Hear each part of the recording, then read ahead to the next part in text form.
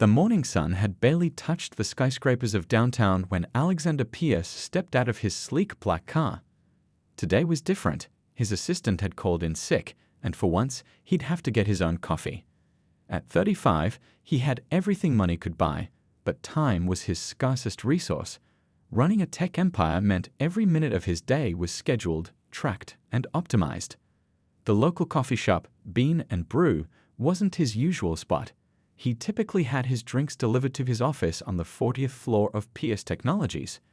The shop's warm wooden interior and mismatched furniture were a far cry from his minimalist office, but the aroma of freshly ground coffee beans made him pause. Maybe his assistant's absence wasn't such an inconvenience after all. He stood in line, absently checking emails on his phone. The world didn't stop turning just because he had to get his own coffee. 3 new acquisition proposals needed his attention, and the board was pressuring him about the upcoming shareholders meeting. His fingers flew across the screen as he typed rapid responses. That's when it happened. Lost in his digital world, Alexander took a step forward without looking up. The young woman in front of him had just turned around, carefully holding her chai latte. The collision was inevitable. Her drink splashed across his custom-tailored suit, and the shocked gasp that followed finally made him look up from his phone. She stood there, empty cup in hand, her simple white blouse now sporting several brown spots. But instead of the apologetic expression he expected, her face showed something entirely different, frustration mixed with determination. "You know, a simple excuse me would have prevented this whole mess," she said, her voice clear and unwavering. "Maybe if you looked up from your phone once in a while, you'd notice there are actual people around you." Alexander blinked, momentarily stunned. People didn't talk to him like this. They usually scrambled to apologize, even when he was clearly at fault. He reached for his wallet, ready to throw money at the problem like he always did. "Let me pay for your dry cleaning," he said, pulling out several $100 bills. "And of course, I'll replace your drink." The woman crossed her arms, ignoring the offered money. "Is that your solution to everything? Throwing money at it?" Her eyes met his directly. "Has it occurred to you that sometimes an authentic apology means more than cash?" The entire coffee shop had gone quiet.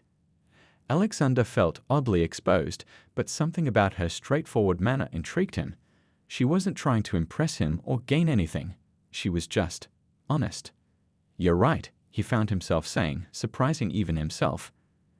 "I wasn't paying attention, and I ruined both our mornings. I'm genuinely sorry." Her expression softened slightly. "Well, that's a start." She grabbed a handful of napkins from the counter. "I'm Jen," she added, dabbing at her blouse. "And contrary to what you might think, I don't usually lecture strangers in coffee shops." "Alexander," he replied, finding himself smiling despite the coffee dripping down his expensive suit. "And I don't usually crash into people while checking emails about billion-dollar deals." John raised an eyebrow. "Billion-dollar deals? Is that supposed to impress me?" "Actually, I'm finding that very little about me seems to impress you," Alexander said. And for the first time in years, he felt like himself, not the CEO, not the billionaire, just a guy who'd made a mess in a coffee shop. "Tell you what," John said, tossing the used napkins in the trash. "You can make it up to me by ordering me another chai latte. And this time, try making eye contact with the barista. They're people too, you know." As Alexander watched her walk to a nearby table, he realized his perfectly scheduled day had just taken an unexpected turn. And strangely enough, he didn't mind at all. There was something refreshing about someone who saw past his wealth and status, who challenged him to be better in the simplest ways. Little did he know, this coffee-stained morning would be the beginning of a story that would change not just his life, but the lives of countless others. Sometimes the biggest transformations start with the smallest moments, like looking up from your phone in a coffee shop. Alexander couldn't get John's words out of his head for the rest of the week. Her honesty had stirred something in him, a feeling he couldn't quite shake. After having his assistant do some discreet research, he discovered she worked at the Riverside Community Center, providing counseling services to local teenagers. The center was struggling financially, operating on a shoestring budget in a part of town he rarely visited. On a crisp Monday morning, he walked into the community center, feeling strangely out of place in his designer suit. The building was worn but welcoming, with colorful murals covering the walls and motivational posters taped up at odd angles. The sound of laughter echoed from somewhere down the hall. He found John in her tiny office, surrounded by filing cabinets and plants. She looked up from her paperwork, surprise flickering across her face. "Well, if it isn't the coffee shop crusader. Did you get lost on your way to Wall Street?" "I wanted to make things right," Alexander said, pulling out his checkbook. "I heard about the center's financial struggles. I'd like to make a donation." John leaned back in her chair, studying him. "Let me guess, you Googled me, found out where I work, and thought throwing money at the situation would make you feel better about our coffee shop encounter." Alexander shifted uncomfortably. When she put it that way, it did sound rather shallow. "The center does good work," he defended. "You help kids. I have resources. It seems like a simple solution."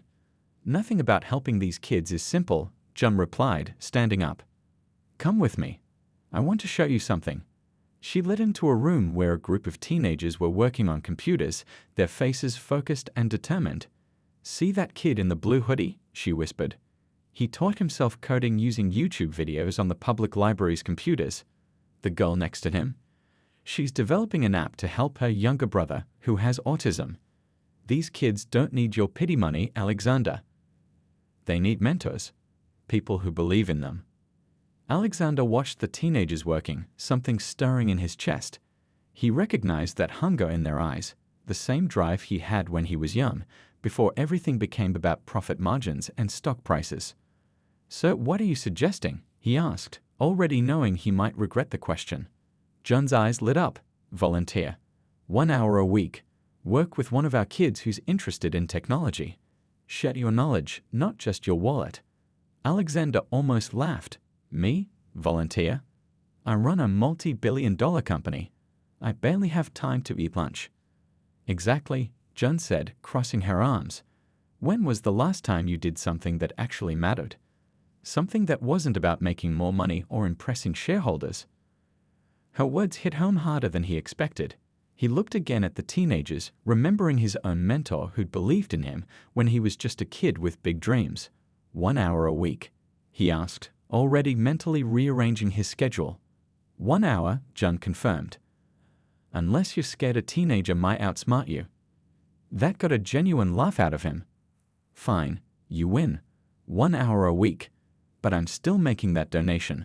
The computers here look older than some of these kids." John smiled, and for the first time, he saw approval in her eyes. "Deal, but the donation comes after you've spent some time here. I want you to see exactly what you're investing in." As they walked back to her office to sort out the details, Alexander realized he'd just committed to something that couldn't be solved with money or delegated to an assistant. For the first time in years, he felt both terrified and exhilarated. "Oh, and Alexander," John called as he was leaving. "Wear something more casual next time, the suit's scaring the kids." He looked down at his perfectly tailored outfit and smiled. Casual wasn't really in his vocabulary, but he was beginning to learn that some of the best changes in life start with stepping out of your comfort zone. Walking back to his car, Alexander realized that what had started as an attempt to assuage his guilt had turned into something else entirely. He'd come here thinking he could solve problems by writing a check, but John had challenged him to invest something far more valuable, himself. And somehow that felt more significant than any business deal he'd ever made. True to his word, Alexander showed up at the community center every Thursday afternoon, trading his usual power suits for dark jeans and sweaters. The kids started calling him Mr. A, which amused John to no end. He was paired with Ray, a brilliant 16-year-old who had taught himself coding but needed guidance to take his skills to the next level. The first few sessions were awkward. Alexander was used to giving orders in boardrooms, not explaining basic programming concepts to a teenager. Ray was quiet, answering in short sentences and avoiding eye contact. But everything changed the day Ray showed Alexander the game he was developing. "It's nothing fancy," Ray mumbled, pulling up the code on the ancient computer. "Just something to help kids learn math in a fun way." Alexander leaned in, scanning the lines of code. His eyes widened. "This is impressive. Your optimization techniques, they're unconventional but brilliant. Who taught you this?" Ray shrugged, but sat up a little straighter. "Nobody. just figured it out myself. Had to make it work on old computers, you know. Not everyone has the latest stuff." Something in Ray's tone struck a chord in Alexander. He remembered his own childhood, before his parents' success, when he'd had to get creative with limited resources. Those memories were usually locked away tight, but something about this place, about Ray's determination, kept bringing them to the surface. John often watched their sessions from the doorway, noticing how Alexander's corporate mask slowly began to crack. She saw it in the way his shoulders relaxed, how his laughs became more genuine, how he'd completely lose track of time when helping Ray debug a particularly tricky piece of code. One day after their session, John found Alexander sitting alone in the computer room, looking troubled. "Heavy thoughts?" she asked, pulling up a chair. "Ray reminds me of myself at that age," he said quietly. "Hungry to learn, to prove himself. The difference is, I had parents who could eventually give me every opportunity. These kids," he gestured around the room, "they have so much potential, but so many obstacles." John nodded. "That's why they need people who believe in them. People who can show them what's possible." "My parents died in a car accident when I was 20, Alexander said suddenly, surprising himself with the admission. "I never talk about this, but they went from having nothing to building a successful business. They taught me that success wasn't just about money, it was about lifting others up along the way. Somewhere along the line, I forgot that lesson." John listened quietly, seeing the walls around Alexander's heart crumbling bit by bit. "It's never too late to remember," she said softly. The next week, Alexander brought in some refurbished laptops for the center. But more importantly, he started sharing stories with Ray about his own journey, his failures, his doubts. Ray began opening up too, talking about his dreams of creating educational software that could help kids like his younger siblings. "You know," Alexander said one day, watching Ray work on his game, "with a few tweaks, this could be something really special. Would you be interested in developing it further?" Ray's eyes lit up. "Really? But I wouldn't even know where to start with making it professional." "That's what mentors are for," Alexander smiled. "If you're willing to put in the work, I'll help you turn this into something real." Later that evening, as Alexander was leaving, John caught up with him in the parking lot. "I saw what you did there," she said, "giving Ray a real project to work towards. That was perfect." "I'm learning," Alexander replied. "Sometimes the best investments aren't about money at all." John smiled. "You're not the same person who crashed into me at that coffee shop." "No," Alexander agreed, looking back at the community center. "I'm starting to remember who I was before I built all these walls around myself. And maybe," he glanced at John, "maybe that's not such a bad thing." As he drove home that night, Alexander realized that while he'd come to the center thinking he would be the teacher, he was learning just as much as Ray. About resilience, about genuine connection, about the kind of person he wanted to be. The walls he built around his heart over the years were crumbling, and in their place, something new was growing, something that felt a lot like hope. The crisis began with a missed session. Ray, who had never skipped their Thursday meetings, didn't show up. Alexander sat in the computer lab, checking his watch every few minutes, trying to ignore the growing knot in his stomach. When John walked in with a worried look on her face, he knew something was wrong. "Ray's been absent from school for 3 days," she said, sinking into the chair beside him. "His younger sister came by earlier. Apparently, he's been hanging out with some older kids from the neighborhood. They're not exactly the best influence." Alexander felt his chest tighten. Over the past few months, Ray had become more than just a mentee. What kind of influence are we talking about? John ran her hands through her hair, a gesture Alexander had come to recognize as her sign of deep concern. "There's a group that promises quick money to kids who are good with computers. They start with small tasks, then escalate to more serious stuff. Ray's family is struggling financially, and he's been talking about wanting to help with bills. Why didn't he come to me?" Alexander stood up, pacing the small room. "He knows I would have helped." "Because he's 16 and proud," John replied softly. "Sometimes accepting help feels like admitting defeat." That night, instead of heading back to his penthouse, Alexander found himself driving through Ray's neighborhood. The streets were darker here, with fewer working streetlights. He spotted Ray sitting on a park bench with a group of older teenagers, their faces illuminated by phone screens. Alexander parked his car and walked over, ignoring the voice in his head, telling him this wasn't safe. Ray's eyes widened when he saw him approach. "Mr. A, what are you doing here?" "Looking for you," Alexander said simply. "We missed you today." The other teenagers exchanged looks and slowly drifted away, leaving Ray alone on the bench. Alexander sat down beside him, not saying anything at first, just sharing the silence of the night. "I know what they're offering you," Alexander finally said. "Quick money for your computer skills. Seems like an easy solution, right?" Ray stared at the ground. "You don't understand. My mom's working 2 jobs. My sister needs new glasses. I just wanted to help." "You're right. I don't fully understand your situation," Alexander admitted. "But I do understand wanting to help your family. And I understand that some choices, no matter how good they seem in the moment, can follow you forever." He pulled out his phone and showed Ray a news article from 15 years ago. "See this? My company's first big success came right after my parents died. I was desperate to prove myself, to make their sacrifice worth something.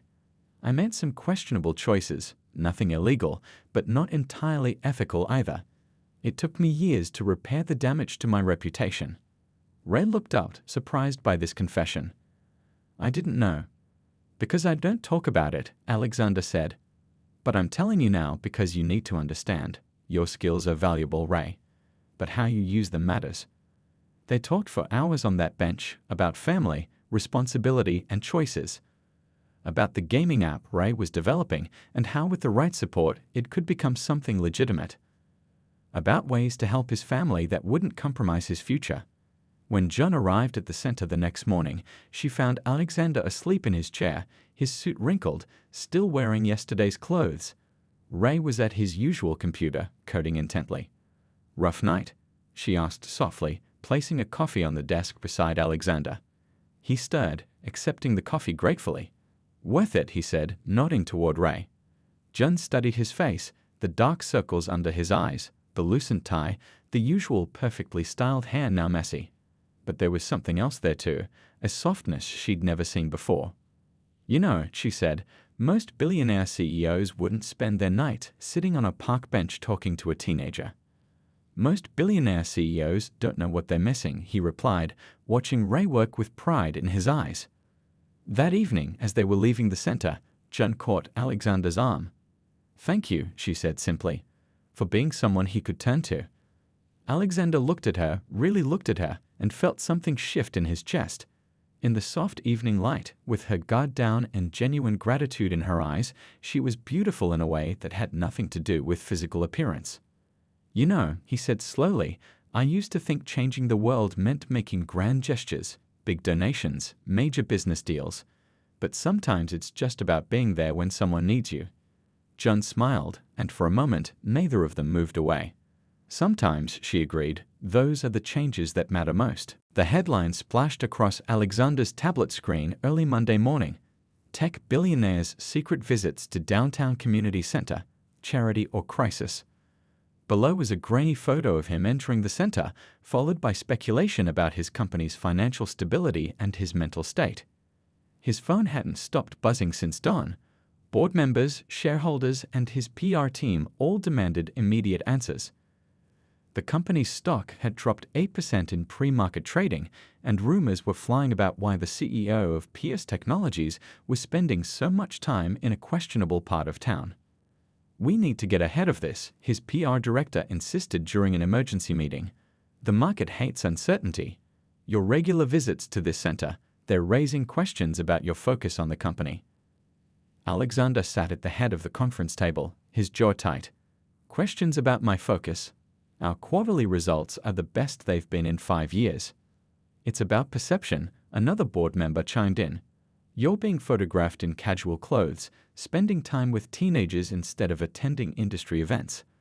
Some shareholders are concerned you're having some sort of midlife crisis." The words hit harder than Alexander expected. He thought about Ray, about the other kids at the center, about June, about how those Thursday afternoons had become the most real part of his week. "What exactly are you suggesting?" he asked, though he already knew the answer. "Distance yourself from the center. Make a generous donation if you want, but stop the personal involvement. It's becoming a liability.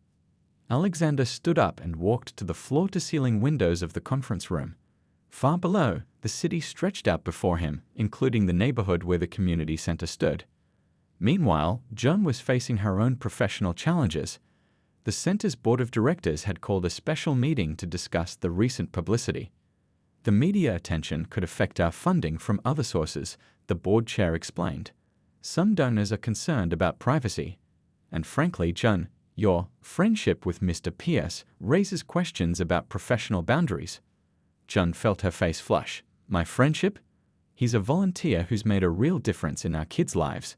Since when is that a problem? Since his face started appearing in tabloids with speculation about why he's really here. We can't afford this kind of controversy. That evening, Joan found Alexander sitting alone in the computer lab, long after the kids had gone home. The room was dark except for the glow of monitors. Rough day, she asked, flipping on a light. You could say that? He smiled tiredly. My board thinks I'm having a breakdown because I choose to spend time helping kids instead of attending cocktail parties. Joan leaned against a desk. Funny, my board thinks I'm risking the center's reputation by allowing a high-profile volunteer to cause media attention. Their eyes met, and suddenly they both started laughing at the absurdity of it all. You know what's crazy? Alexander said, running a hand through his hair. For the first time in years, I feel like I'm doing something that actually matters. But apparently, that's bad for business. The world's a bit messed up, isn't it? Joan sat down beside him. When helping others is seen as a sign of instability. Alexander turned to face her. They want me to stop coming here. To write a big check and go back to being the proper CEO they expect. Joan's heart tightened, but she kept her voice steady. And what do you want? I want, he paused, choosing his words carefully. I want to prove that success doesn't have to mean losing your humanity. That being a CEO and being a decent human being aren't mutually exclusive. Even if it costs you, Joan asked softly. Maybe it's time to redefine what cost means, he replied. I've spent years measuring everything in dollars and cents. But lately, I've been thinking about different kinds of wealth. Joan watched him, seeing the conflict in his eyes, but also the determination. You've changed, she observed. Thanks to you, he said quietly. You challenged me to see beyond my bubble, to remember what really matters. They sat in comfortable silence for a moment, both aware that they were at a crossroads. The easy path would be to give in to the pressure, to return to their separate worlds. But something deeper had taken root in both of them.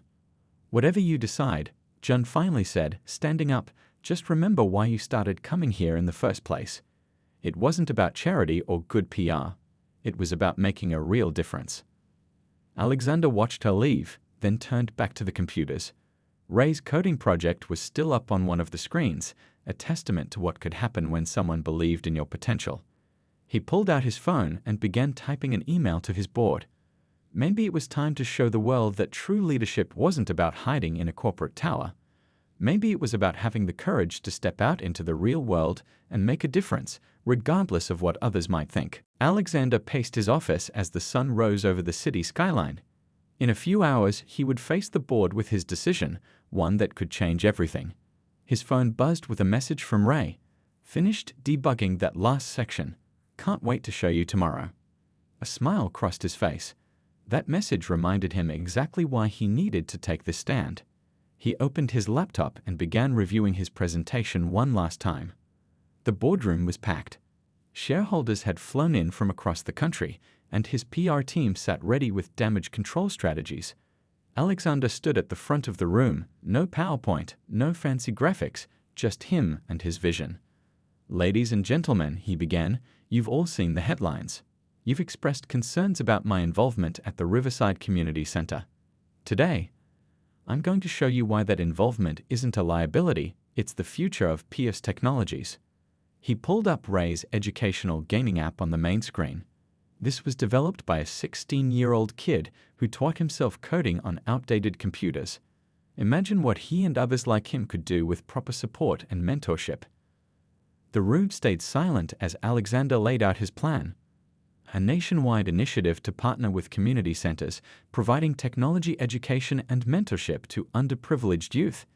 Each center would receive updated equipment, and PS Technologies employees would be encouraged to volunteer as mentors. But this isn't just charity, Alexander continued, his voice growing stronger. These kids are the future of our industry. While we've been fighting over the same pool of Ivy League graduates, there's untapped talent in communities we've ignored. By investing in these kids now, we're investing in our own future workforce. He showed projected costs, potential tax benefits, and most importantly, the positive PR such an initiative would generate. In a world where consumers care about corporate responsibility, we have the chance to be leaders in meaningful change. The questions came rapid fire. Board members raised concerns about costs, logistics, liability. Alexander had answers ready for each one, his months at the center having taught him more than he'd realized about what was really needed. Here's the reality, he said finally. The world is changing. Companies can no longer exist in isolation from their communities. We have the chance to do something that matters, something that could change lives while strengthening our company's future. I'm not asking permission. I'm telling you this is the direction we're going. Those who don't want to be part of it can sell their shares. The room erupted in discussion, but one of the oldest board members, who had served since Alexander's father's time, slowly stood up.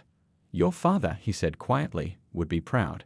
He always said business was about more than profit. It's about making a difference. By that afternoon, the news had broken. PS Technologies stock, after an initial dip, began to rise as media coverage turned positive. Tech blogs praised the initiative as innovative and forward-thinking. Other companies scrambled to announce their own community programs. When Alexander arrived at the center that evening, he found John in her office, surrounded by news articles about the announcement. So this was your solution, she asked, looking up at him. Turn the problem into an opportunity. I learned from the best, he smiled. You taught me that real change happens when you stop seeing problems and start seeing possibilities. John stood up, moving closer to him. And what about the other changes? She asked softly. The ones that have nothing to do with business. Alexander's heart raced. After months of dancing around their growing feelings, pretending their relationship was purely professional, the question hung in the air between them. Those are the changes that matter most, he said quietly. You know, when I first walked into this center, I thought I was here to help others. I didn't realize I was the one who needed saving, from myself, from the walls I'd built, from the person I was becoming. John reached out and straightened his slightly crooked tie, a gentle gesture that felt intensely intimate. You saved yourself, she said. You just needed someone to remind you who you really were. No, he caught her hand in his. I needed someone to show me who I could be. Someone who wasn't impressed by my money or my position. Someone who saw right through every defense I'd built and challenged me to be better. Outside her office, they could hear the sounds of kids arriving for afternoon programs, their laughter echoing through the halls. The sound represented everything that had changed in both their lives. So what happens now? John asked, her voice barely above a whisper. Alexander smiled, still holding her hand. Now we build something real. Together. If you're willing to take that chance with me.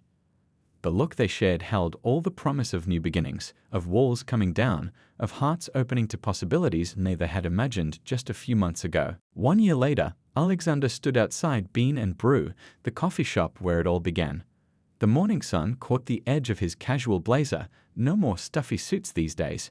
He checked his watch, smiling at the memory of how he used to count every minute as money lost.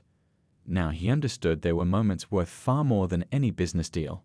Inside, the coffee shop hadn't changed much. The same wooden tables, the same mismatched chairs, the same warm aroma of fresh coffee. But Alexander was different. A year of working with the kids at the center, of building something meaningful, of falling in love, it had changed him in ways he never expected. He ordered 2 drinks, a black coffee for himself and a chai latte. As he waited, he watched people hurrying past the window, remembering how he used to be just like them, always rushing, never really seeing the world around him. The bell above the door chimed as John walked in, her face brightening when she saw him. She was coming from the center, where she'd been overseeing the launch of their newest program, a coding bootcamp for high school students inspired by Ray's success. You're early, she said, accepting the chai latte he offered. Couldn't wait, he replied simply. They sat at a small table by the window, the same spot where they'd first talked after the coffee spill incident. "Remember that day?" he asked, nodding toward the counter. "When you called me out for not paying attention to the people around me?" Jun laughed. "How could I forget? You tried to throw money at the problem, like always. And you taught me that some things can't be fixed with money." He reached across the table, taking her hand. "Some things need time, attention, and an open heart." The past year had been transformative for both of them. The Tech Education Initiative had expanded to 50 community centers across the country. Ray's educational gaming app had launched successfully, with him as the lead developer despite still being in high school. The program had already helped hundreds of young people discover their potential in technology. "I got a message from Ray this morning," Jun said, her eyes sparkling. "He's been accepted to 3 universities, all with full scholarships." Alexander felt pride swell in his chest. He earned every bit of it. "Did he tell you he's already mentoring 2 younger kids in the program?" "Following in your footsteps," Jun smiled. "Speaking of which, how did the board meeting go yesterday?" "They finally stopped questioning my commitment to the company," Alexander chuckled. "Turns out, investing in people is good for business. Our employee volunteer rate is at an all-time high, and we're attracting top talent who want to work for a company that cares about more than just profit." Jun squeezed his hand. "You've built something beautiful, you know that." "We built it together," he corrected her. Then, taking a deep breath, he stood up. "Which is why this feels like the perfect place for this moment." Jun's eyes widened as Alexander moved to her side of the table and got down on one knee. The entire coffee shop went quiet. "A year ago, I crashed into you right here," he said, his voice steady despite his racing heart. "I was so focused on my own world that I couldn't see what really mattered. You opened my eyes, challenged me to be better, and showed me that true success isn't measured in dollars but in the lives we touch." He pulled out a small box. "You didn't fall for the billionaire CEO, you fell for the person I could become when I stopped hiding behind that title. You taught me that love, like everything worthwhile in life, isn't about grand gestures or material things. It's about showing up, being present, and choosing each other every day." Opening the box to reveal a simple but elegant ring, he asked, "Will you continue building this beautiful life with me? Will you marry me?" Jun's eyes filled with tears, but she was smiling. "Only if you promise to keep looking up from your phone when you walk," she teased, before adding softly, "Yes. Of course, yes." The coffee shop erupted in applause as they embraced. Through the window, the morning sun painted the city in golden light, a new day beginning for both of them. Later that afternoon, they visited the community center together. The halls were filled with students, volunteers, and the sound of keyboards clicking.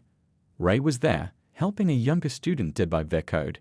He looked up and grinned when he saw them, immediately noticing the ring on Jun's finger. "Finally," he exclaimed, giving them both a hug. "Does this mean I get to be part of the wedding?" "Wouldn't have it any other way," Alexander said, looking around at the place that had changed his life. "After all, this is family now." As they watched Ray return to his mentoring, Jun leaned into Alexander's side. "You know," she said, "some people might say this whole story is too perfect to be real. The billionaire CEO finding love and purpose at a community center." Alexander laughed. "Those people probably haven't learned what we have, that the most beautiful stories aren't about perfection. They're about growth, about choosing love over fear, about building something meaningful together. And about spilling coffee on the right person," Jun added with a wink. "Exactly," he agreed, pulling her close. "Sometimes the best things in life start with a little mess."